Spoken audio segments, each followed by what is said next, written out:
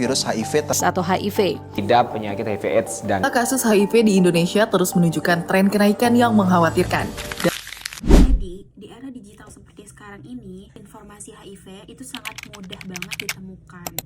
Tapi sayangnya masih banyak banget mitos yang membuat masyarakat takut atau mencari tahu tentang HIV atau melakukan tes HIV itu sendiri. Padahal menurut Kementerian Republik Indonesia masih menghadapi kasus peningkatan HIV dan diperkirakan terdapat sekitar 564.000 orang yang terkena HIV dan mereka hidup dengan HIV. Namun, baru sekitar 63% masyarakat di Indonesia yang mengetahui statusnya bahwa mereka terdampak HIV itu sendiri. Jadi, apa sih itu HIV? Nah, jadi HIV itu salah satu virus yang menyerang fitur kekebalan tubuh kita. Kalian juga harus tahu nih, kalau HIV tidak segera diobati, nanti dia bisa berkembang menjadi AIDS. Namun, perlu diingat juga kalau HIV itu bukan akhir dari segalanya ya. Dengan pengobatan rutin terapi, orang dengan HIV dapat hidup secara produktif lagi.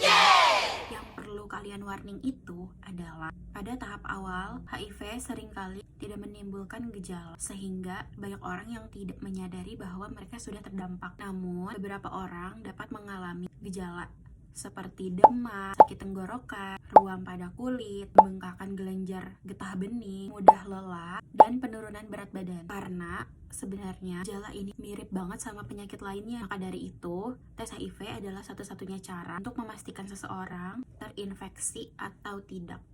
Nah, kalian juga harus tahu nih, sebenarnya HIV itu sendiri cara penularannya gimana sih?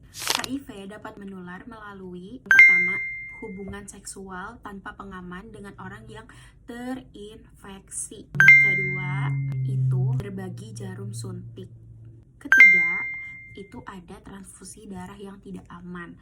Jadi diusahakan kalau misalkan kalian dapat transfusi darah, dipastikan dulu ya pendonornya itu siapa.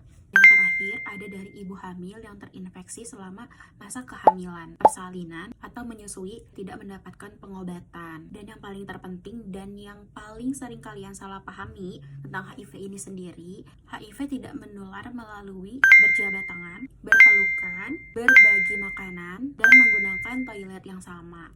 Dan di era sekarang, pencegahan HIV bukan hanya penanggung jawab petugas kesehatan, tapi juga kita semua harus lebih sadar akan kesehatan diri kita sendiri. Untuk menguranginya atau cara pencegahannya, mari kita dimulai dengan memiliki perilaku seksual yang bertanggung jawab ya, dan juga menggunakan pengaman seksual bila diperlukan dan sangat beresiko. Yang kedua, tidak menggunakan jarum suntik secara bergantian.